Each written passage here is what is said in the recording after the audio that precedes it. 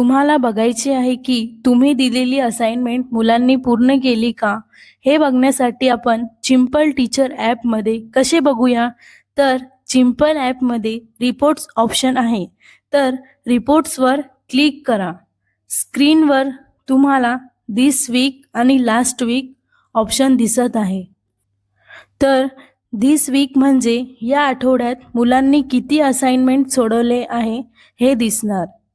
आणि last weak म्हणजे गेल्या आठवड्यात किती असाइनमेंट सोडवले ते दिसणार.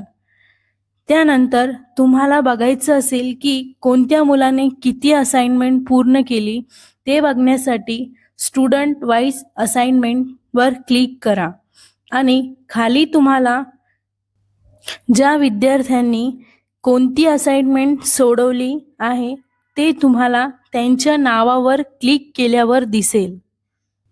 अशा प्रकारे आपण बघू शकतात मुलांचा रिपोर्ट्स.